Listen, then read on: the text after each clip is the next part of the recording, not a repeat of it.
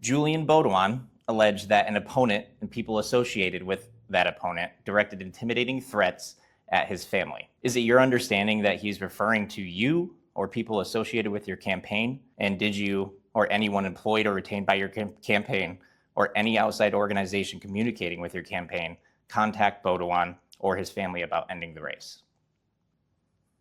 Again, I would reiterate that I've spoken to my staff and I know what I've said and what I did, and no member of my campaign team, to include myself, has ever made any threat whatsoever regarding the physical safety of Julian or his family or his property at all, period. Any assertion to the contrary is a load of bullshit. Welcome to Intellectual Dissatisfaction, an independent Sioux Falls, South Dakota-based publication built around fair questions, concrete answers, and letting voters make up their own minds. Today, we're joined again by Brian Bengs, a military veteran, retired Air Force Lieutenant Colonel, and independent candidate for the U.S. Senate seat, currently held by Mike Rounds. This time, we're moving beyond the campaign overview and pressing for specifics on how he would govern. Brian, thank you for joining us. Yeah, thank you for the invitation. Really appreciate it. And thank you to the IBEW Local 426 for letting us use this space. So let's jump right into it. Julian Beaudoin alleged that an opponent and people associated with that opponent directed intimidating threats at his family. Although he has not publicly identified anyone, you responded categorically that nobody has been attacked or threatened. Is it your understanding that he's referring to you or people associated with your campaign? And what factual inquiry did you conduct before making that statement? And did you or anyone employed or retained by your campaign or any outside organization communicating with your campaign contact Beaudoin or his family about ending the race? Again, I would reiterate that I've spoken to my staff and I know what I've said and what I did, and no member of my campaign team, to include myself, has ever made any threat whatsoever regarding the physical safety of Julian or his family or his property at all, period. Any assertion to the contrary is a load of bullshit. Can I be more clear? I don't think so. Are we on the same page here? Yes. So I know Julian has not made a specific allegation against me or my team. He's just kind of implied it. Sure. It is not true. To the extent that anybody believes that is true, it is false. Okay. And as a former prosecutor and former criminal justice professor, I urge anyone who feels that they have been threatened, their life or their health has been threatened in an unlawful way from anyone, to contact law enforcement immediately, not days, weeks, months later, but immediately, and report that threat so the criminal justice system can do its job. Sure. I guess, is your campaign willing to provide, communicate, documentation of communications that may have occurred between you and Julian or his campaign, anyone associated with his campaign? Well, I'll tell you right now, my last communication with Julian was probably a week before he withdrew. Okay. And I would be lying if I said that we had not spoken about the prospect of him withdrawing. Sure. That is public. We had the Turn South Dakota Purple discussion about it, and that was the primary point that I was trying to put across in that discussion, is that his campaign was not competitive. Now, going back to before he announced his campaign, he had done me the courtesy of calling me and asking me whether or not I was going to run. And so when I decided to do so, I called him and notified him immediately that, hey, the situation has changed. I am now intending to do something. Okay. So he was well aware beforehand, and I proposed a gentleman's agreement before I announced that whoever was most competitive, whether it was he or I, by virtue of the objective measures of polling and campaign finance, fundraising, should be the one to go forward and the other should withdraw.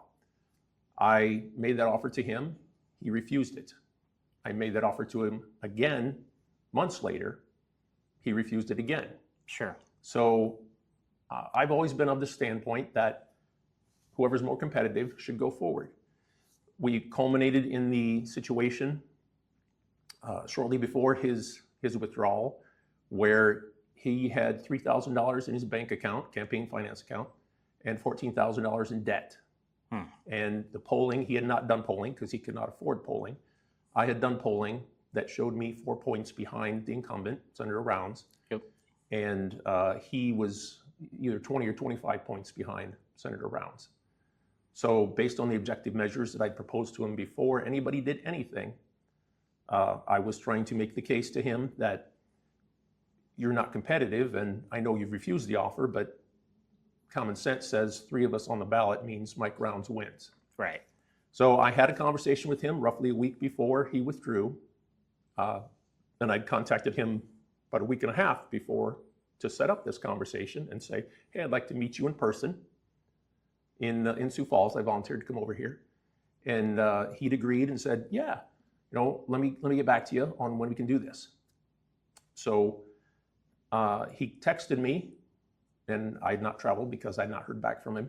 He texted me and said, hey, short notice, can you talk real quick that afternoon? I think it was a Tuesday afternoon. Okay. And I said, well, I'm not in Sioux Falls, but I could do a phone or video call. Sure. And so he and his wife joined this call, and we had a conversation where I advised him that if he remained in the race, I would have to treat him like Mike Rounds, because I had gone to great lengths to not speak ill of Julian. Sure. Prior to that point. Right. And we had a 20, 30-minute conversation after that about his proposal back to me about the race. And I won't elaborate on that. I'll let him, if he decides to go further, elaborate on that discussion. Sure. All right. Well, thank you for providing some additional context and clarity on that situation. I think we can put that one to rest for now. On CNN, you said you plan to caucus with independents and you would probably support Dan Osborne rather than John Thune or Chuck Schumer. But Senate party conferences choose their leaders, correct? So there normally is no Senate-wide majority leader election. And independents typically work within an established conference to obtain committee assignments. What does your proposed vote for Osborne mean operationally? And are you proposing a formal third conference? If you're the only person, if you're the only independent elected, would you affiliate with a conference for organizational purposes? Yeah, so it's a math question is basically what you're asking me. So right now, the division between Team Red and Team Blue is fairly close. And so the majority party picks the majority leader. So obviously it's not a full, I guess, in theory you could have that, but we know how it would turn out because nobody's gonna vote for the other side. So right. The majority party picks the majority leader, which is what we're banking on as independents. Okay. So if I am elected as part of the team of what CNN called the frontier independents. Let's say Osborne gets elected, I do, Todd Achilles, and maybe Seth Bodnar in Montana. Then the math question is different. We're hoping that there would be no majority party because there's no majority. Right. Because we are not with Team Red or Team Blue. In that situation, we have already thought about this, and the organizing documentation at the beginning would be us taking it to both parties and saying, we can't form a majority ourselves because there's simply not enough of us. Sure. But if you want our help, or if you want our help, then what are you going to do for us? Right. And to include committee assignments, that sort of thing. So we come in with the power to make those demands because nobody's doing anything without us. Right. Now, if I'm elected only me, obviously your question is very different because that math question is different. I would still probably not choose a team because people did not elect me. That's the whole point of running as a pendant. It is more difficult to do this, in case anybody was wondering. It is more difficult to do this. And everybody is so conditioned. We're all so conditioned that you have to be team red, or you have to be which team are you going to play for? Right. I'm choosing the more difficult route to do this because I believe team red and team blue have put us into the dysfunctional utopia that we live in now, which nobody likes. And the only way to fix it is to have somebody who's not loyal blindly to blue or red team and looking to stick it to the other side. So in that regard, I'm not going to pick a team to fall in as a foot soldier and do what I'm told. Sure. That's not why I'm running. That's not why I would be elected. Right. I would be able to use, again, in theory, if it's closely divided, to use the ability to say, well, if you want my vote, you're going to have to hook me up with something. Sure. So I'm not going to be locked out of the system. So like if you wanted to secure agriculture, armed services, veteran affairs, or Indian affairs representation for South Dakota, that would essentially be your approach. Yes. Okay. Yeah. IVN reported in June that the independent candidates would release a shared 13-point platform. Has that been published? And what 3 commitments would bind the group? Yes, it has been published. I think it's getting lost in the politics, I guess, here. Sure. So I have approved it, and my team is deciding when it's best to release it, I guess, is probably the better question. So one of the members of this group has released it, but we're all in agreement on the principles there. And it's a good point that I've not followed up on. I should probably follow up and try to push that out the door. So thank you. I will get to work on that. So let's talk campaign finance principles.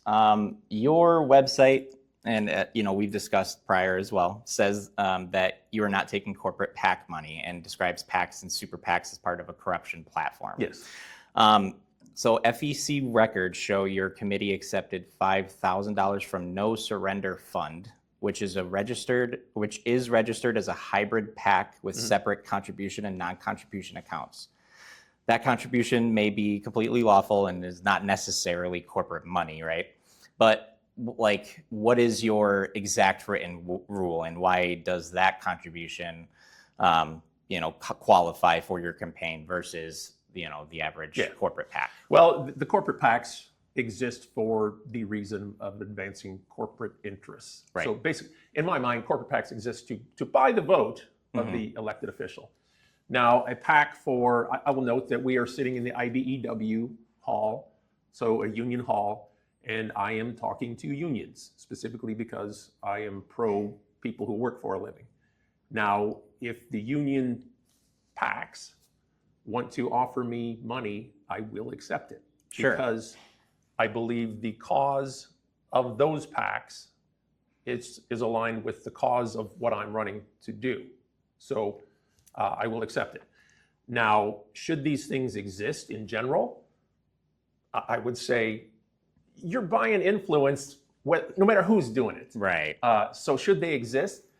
I don't think they should. Okay. But we are in the sea with them, and you can't fight dragons with nothing. So if the IBEW, hey IBEW, I'd really appreciate some support, and other unions too. If the IBEW wants to give me money from their PAC, I'm going to take it. Okay. All right. Will you publish a donor and outside support policy before Election Day? What do you mean? Would you, are you going to publish that as a formal written statement that you will accept some, won't accept others, and then will you publish the, who supported you? Oh, who supported me? Yeah. That's actually not a bad idea. I think so. Yeah. All right. My guy will take some notes on that, and Cool. I think we will follow up on that. Awesome. So continuing on campaign finance as a topic, you've suggested that a campaign finance amendment might be ratified directly by state voters because most states now require popular approval of their own constitutional amendments. Nice. But Article 5 gives Congress only two ratification methods, state legislatures and state conventions. Yes. And the unanimous Supreme Court decision in Hawk v. Smith held that a referendum cannot replace the constitutionally specified ratifying body. What year was that? I did not note what year it was. Okay. So are you actually proposing popularly elected ratifying conventions, or do you believe, assuming that Hawk says that's not allowed, that Hawk should be overturned? Well, if Hawk, I'm not familiar with that case or what year it was, but we've seen the Supreme Court throwing precedent away right and left.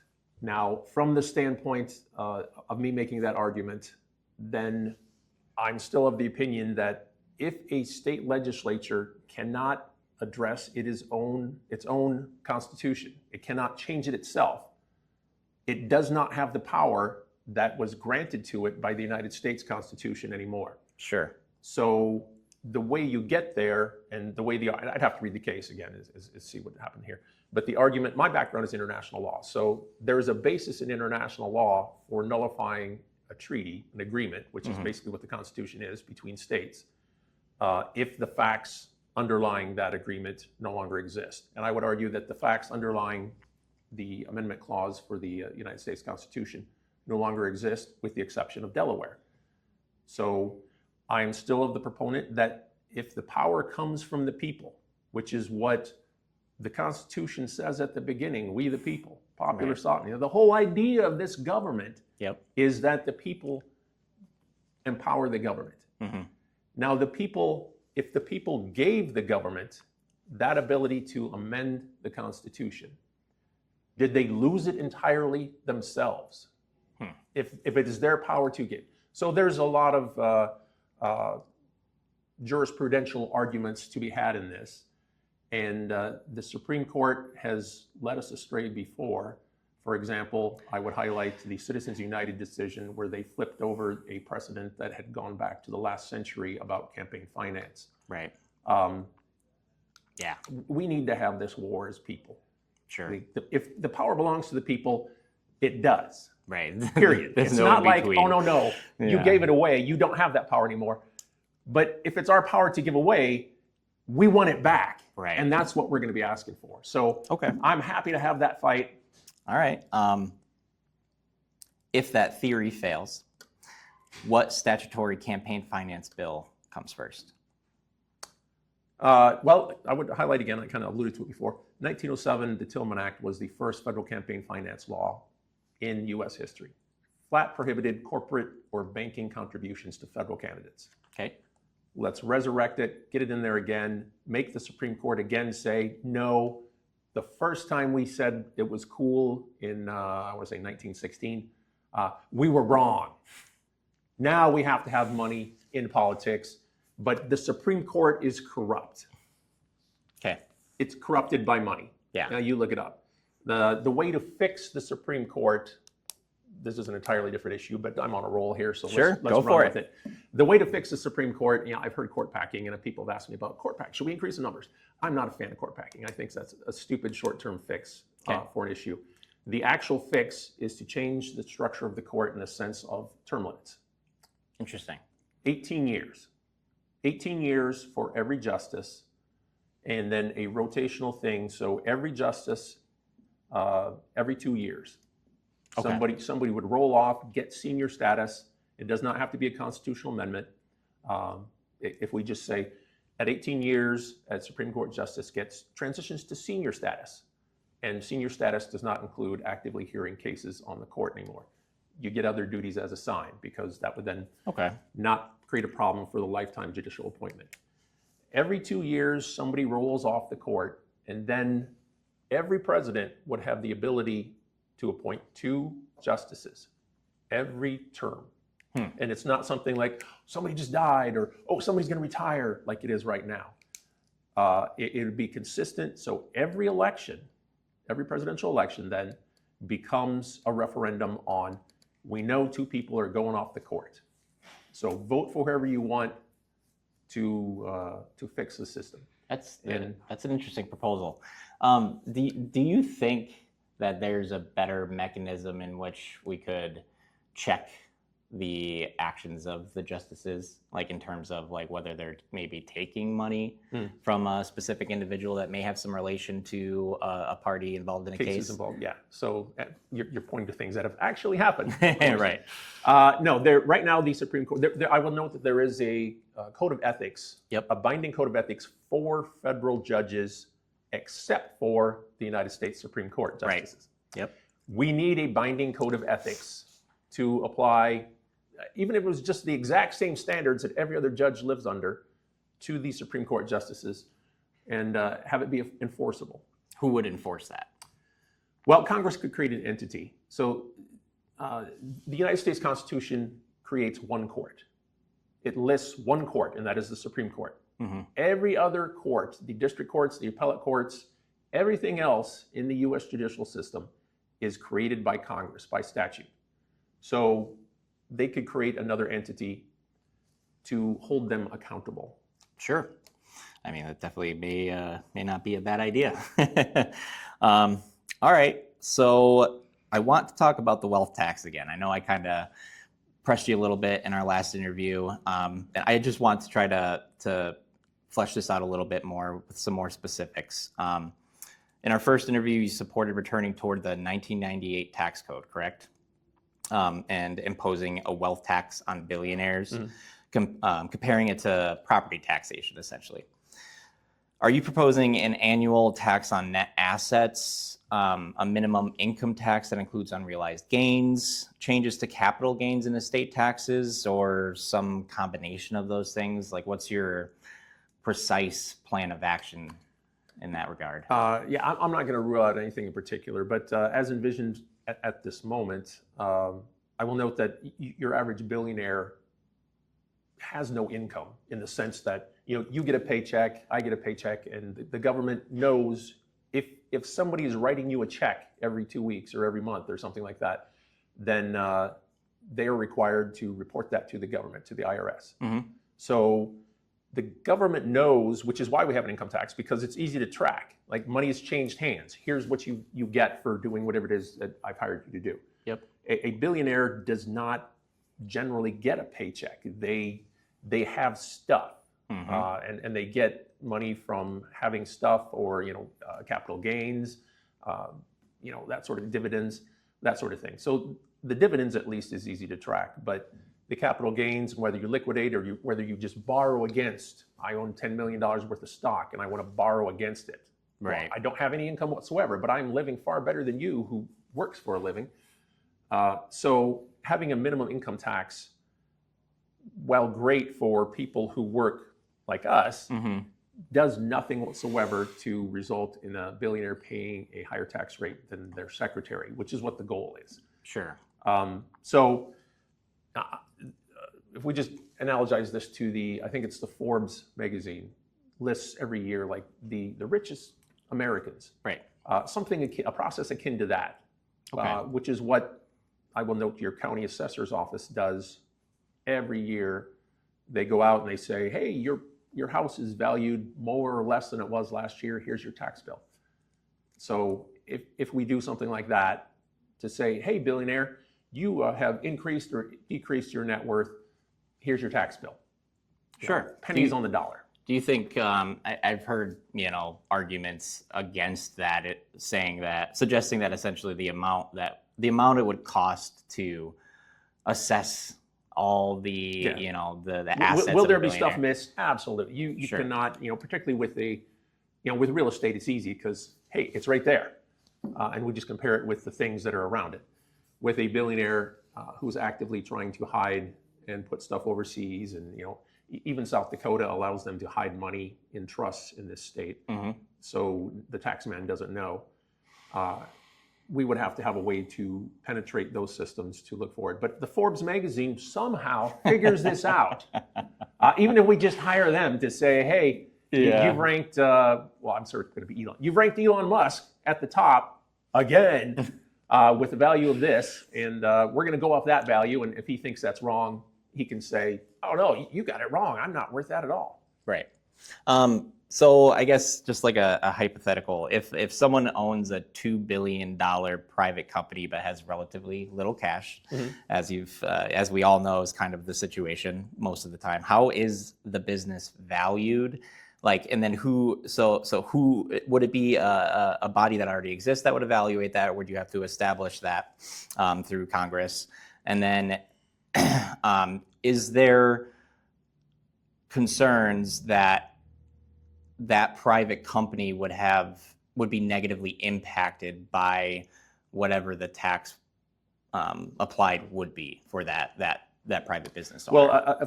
Well, there's different ways to own a company. Sure. So is this a shareholder-owned company? Does this individual own $2 billion worth of shares? Then the shares are their own thing, and it's separate from the company. So a company, an operating business, isn't a person. Despite what the Supreme Court says to the contrary, which is a load of crap unto itself. Yeah. So it's going to depend on the ownership structure. So if you own $2 billion worth of stock and pick your company, then it is an asset. Right. The same as you own your house, and it's worth whatever it is worth on any given day, on tax day, for example. It's not going to generally have giant swings one way or the other, but of course it does swing when the stock market swings one direction, or the business has a good or poor quarter. So probably you do an average valuation of stocks over, pick your period of time. Okay. And then go with, all right, well, it was valued X to X. Here's your average. You owned it. There you go, sir. I guess like just one of the biggest arguments against a wealth tax is traditionally that like it's going to have a negative impact on the business operations because they have to, the ownership has to liquidate assets, and there's just not as much, revenue available for expansion. I mean, are those things that you're talking about a business? Sure. So I'm not talking about taxing businesses. Okay. I'm talking about taxing assets owned, like shares in a business. Okay, sure. Not a business. Right. So the business would be taxed as a corporate entity. It's operating as a corporation, doing whatever it does, making or losing money. So the tax structure for a business is very different than a billionaire who has a yacht and $500 million worth of stock in the business that's doing whatever it is doing. Okay.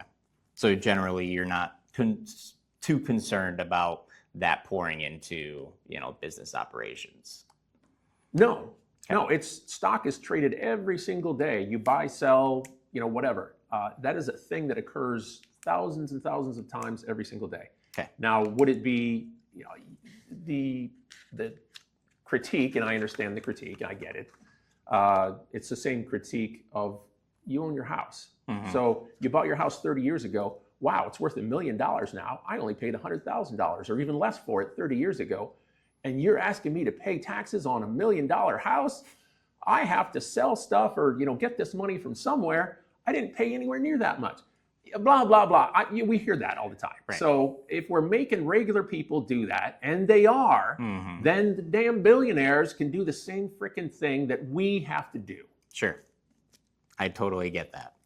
All right, let's move on to the next topic. I think let's get into one of the community submitted questions, because I think it is a huge topic right now, and I personally have some questions and concerns about it, and I'm interested to hear what you have to say. So flock camera systems are going up all over the country. Yes. I think all but one state they exist and are being utilized by law enforcement and private business, what have you.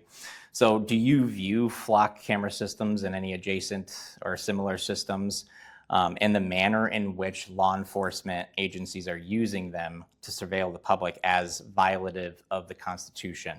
And if you do, what will you do to protect Americans' rights in that regard? And if you don't, you can just speak to that. Yeah, I'm very concerned about flock cameras. I was surprised to learn, I used to live in Aberdeen, so I follow along what happens in Aberdeen, and I note that Aberdeen as a community, and real sorry to hear about, by the way, Mayor Shauneman's tragic accident and the loss of his child and his condition. So I know Travis personally, and that was horrendous thing that I just heard about.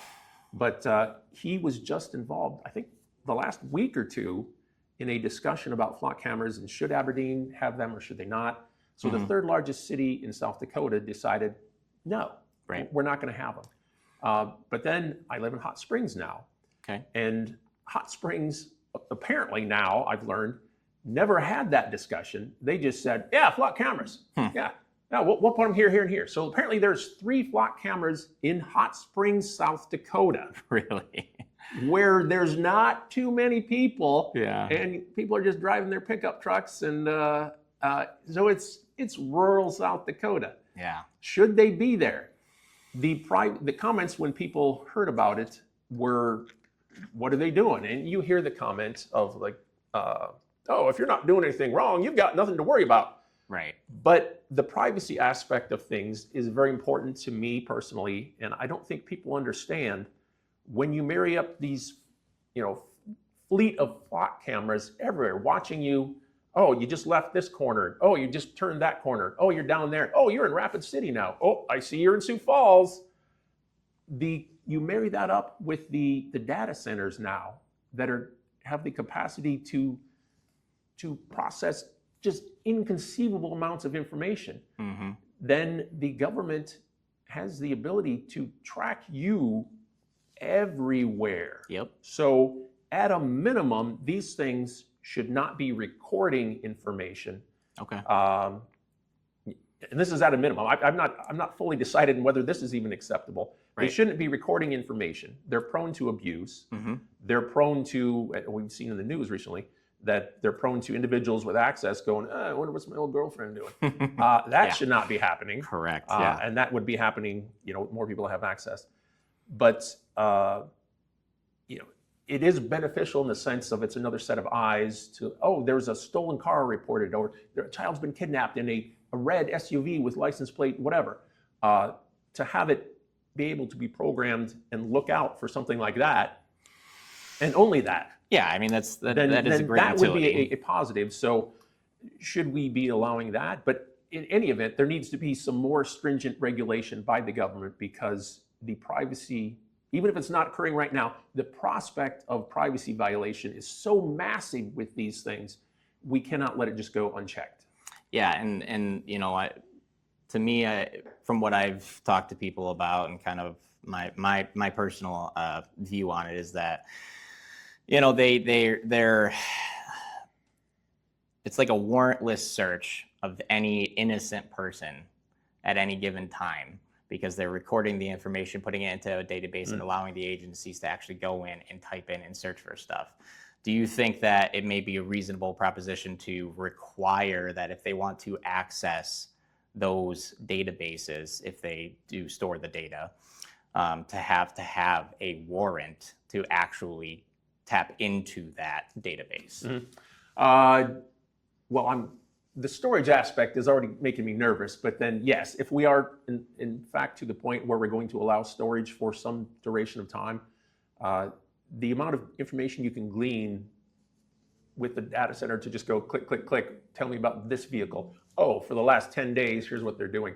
Yes, I think a warrant would be warranted, I guess. Do you? I'm not sure if you're aware of the South Dakota Attorney General's statements on it and what his proposition was. He was basically pushing to have legislation proposed to make it so that any searches of the database would have to be for legitimate investigative purposes. That language isn't. That's generic language. So if it does not say warrant, so yeah, legitimate investigative purposes, that is a really, really low bar. Yeah. A warrant requires probable cause. We have a reasonable basis to believe that you were involved with whatever crime, and a judge goes, yep, you do in fact have a reasonable basis, here's your warrant. Or they say, nope, you don't have quite enough, not today. Okay. So another question, I guess, that's kind of related to that, data centers. You recently warned that billion-dollar data center developers are moving into South Dakota. The state has already enacted SB 135, requiring data centers to bear attributable utility costs while preserving local sitting authority and requiring water review. What additional actions or what additional action belongs at the federal level, if any? Well, there's a data center boom, not just in South Dakota, but literally across the country. Just about every state, probably every state, has data centers going up. Yep. This is it's the equivalent of the dot-com blow up in the early 2000s, where, oh, there's money to be made, everything. There's at some point almost guaranteed to be a burst of this data center bubble. Mm-hmm. And people will be left communities will be left holding the bag for, here's this large thing that was built out during this rush, and it's yours now, we're just going to leave. We cannot allow that to happen. But the broader issue is that because this is a bubble and it is unregulated essentially, we've got little tidbits like what you just mentioned in the States, but the prospect of AI, when we talk about data centers, yes, it's a physical thing, it exists somewhere, and it consumes power, and it consumes water, and it takes up space. It's a thing, but it exists for a purpose, and that purpose is AI. Mm-hmm. To maximize it, to make it better, more feasible, to make it be, basically to be everywhere. Yeah. So this is a humanity-changing technology. We're creating artificial versions of ourselves Mm-hmm. that have greater capacity than ourselves. This concept potentially has the ability to put a whole bunch of us out of work. Sure. Now, my job in the past, I was a lawyer. Mm-hmm. So I got paid for having been to school and known a lot of stuff and how to do things and how to think about things. Right. So information was my job. An accountant, information is their job. Yep. A doctor, information is so anybody whose job is information. And these are generally your middle class, upper middle class jobs that people go to school for a long time. The prospect of AI going, I can just do that faster than you. All you get is the electric bill, or maybe you charge a subscription fee because we've got the data centers, we built them all out, and you have to pay for that. Right. The impact on American society has the potential to be so overwhelming. We have to put a brake on it in general until we get a structure to say this is how we can harness the technology for the benefit of America, Mm-hmm. writ large, not just you billionaire and you billionaire and you billionaire who are rushing to compete with each other because I can make the most money here. Right. So I'm supportive of basically what the governor of Texas did, which was impose a moratorium. Hey, let's just pull the brakes on this. It's not we're not going to do this ever, but let's pull the reins back quite a bit until we get a framework structure of what is this AI that you've just been running straight ahead with, saying, yay, AI. And I get it, but until we have that framework that says it's not going to screw over people who work for a living, the regular folks, and make us suffer while billionaires get more money in their pocket, we need to just step back and have actual discussion about this. This is what Congress is supposed to be doing. Right. But the problem that we have is the big money is, the big money, as I've been saying from the start, controls our political system. And I'll note that Mike Rounds is in the pocket of AI data center money, which is a big difference between us because he is not going to say anything about what I just said. Sure. He will be the exact opposite.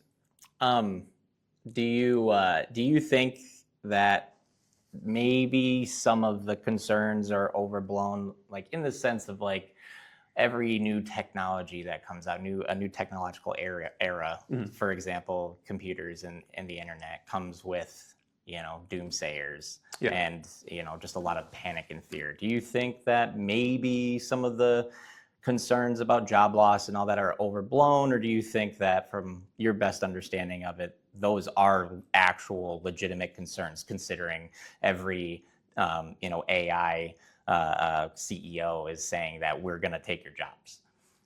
Do I think they're legitimate? Oh, absolutely. I think they're legitimate. Sure. And I also, if you marry this up with, let's say we'll marry it up with robotics. If you own a trucking company, what's your biggest expense? It's the people you pay to drive your trucks. Right.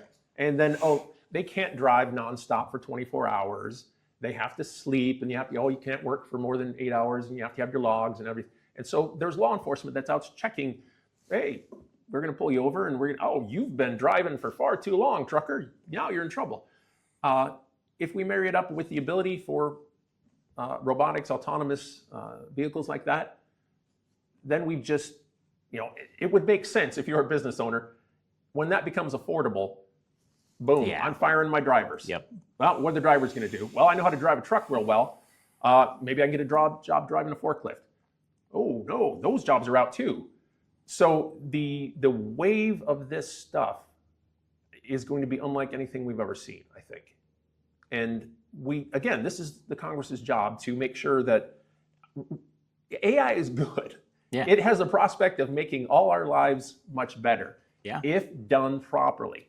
Right. And the if done properly part is what we really need to focus on, as opposed to run and do it. And we'll see what happens. Oh, no, that bad? Oh.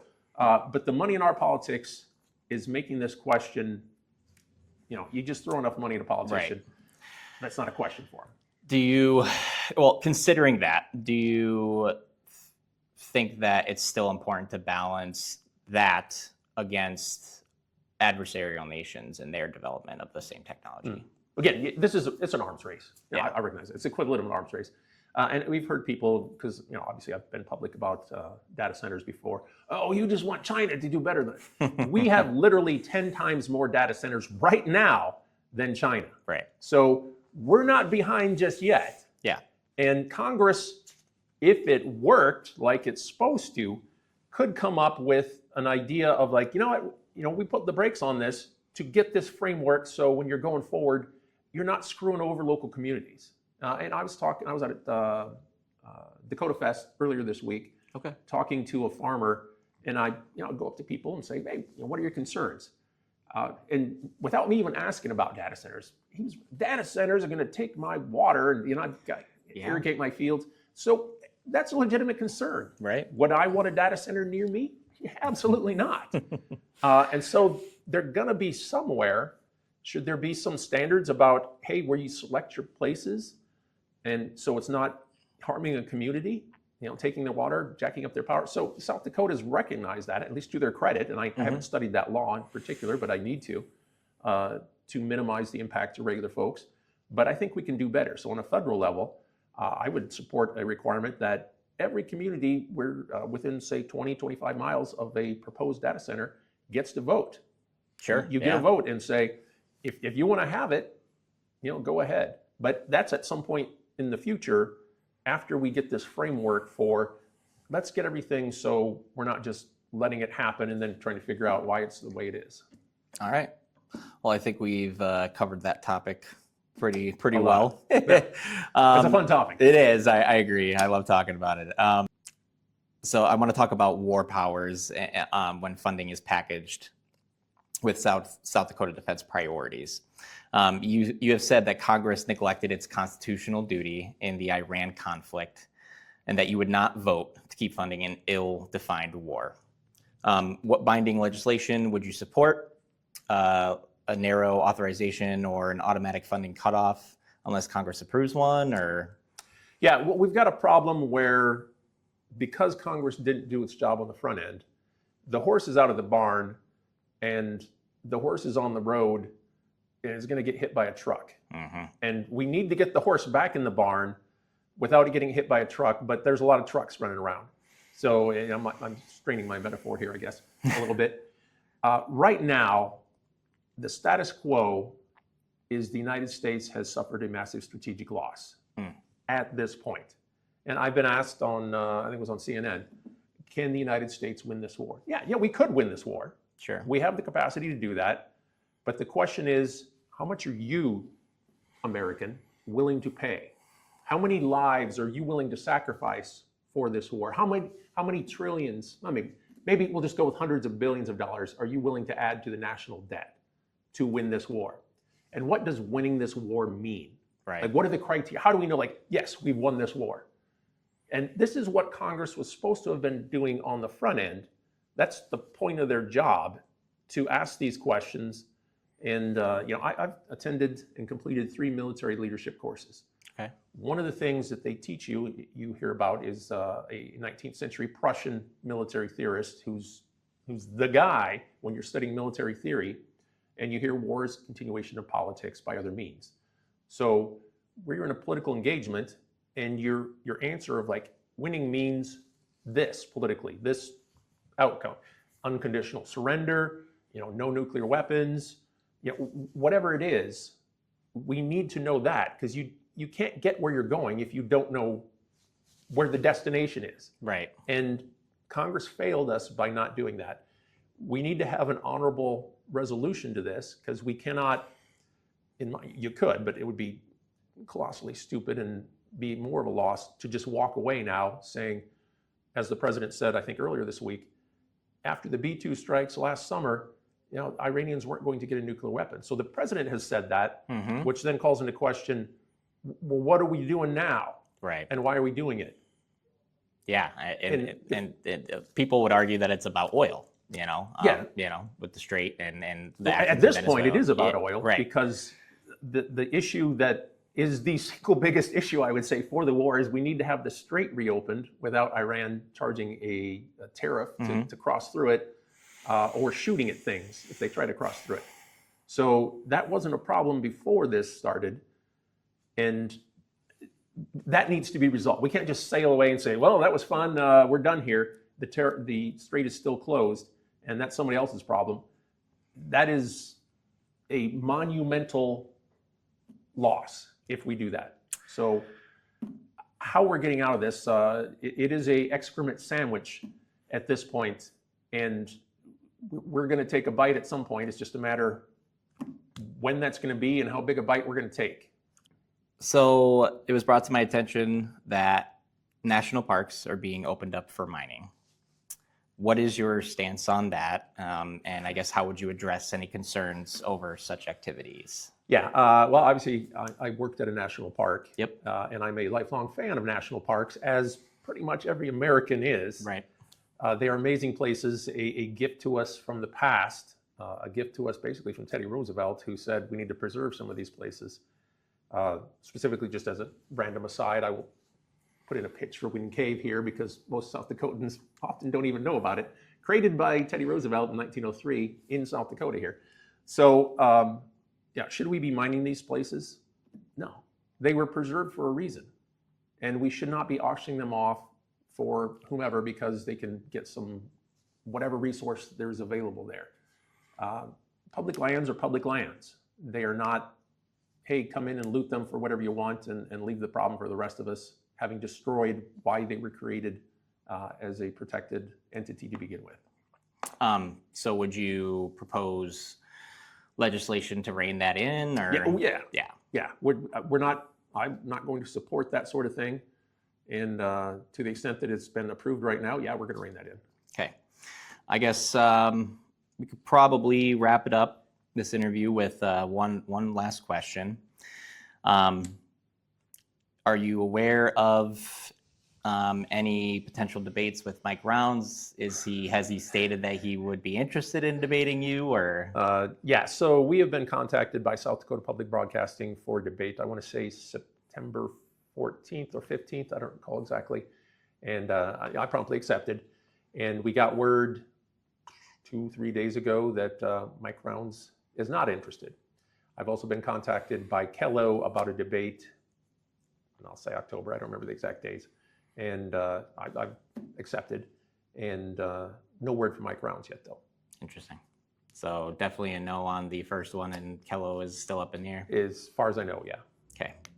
Well, I guess hopefully, maybe you should invite him here. Yeah, sure. We can sit next to each other and have a discussion. Yeah, I think that's a great idea. We should definitely do that. All right, well, Brian, thank you for your time and for answering our questions. Once again, thank you to the IBEW, Local 426, for allowing us to use this space. At Intellectual Dissatisfaction, our job isn't to tell you how to vote. It's to ask direct questions, press for specifics, and give you information to decide for yourself. If you value independent South Dakota journalism, subscribe to Intellectual Dissatisfaction and follow us for more candidate interviews and political coverage. Thanks for watching, and thanks, Brian, for joining us. Appreciate it. Thanks for having me. Awesome.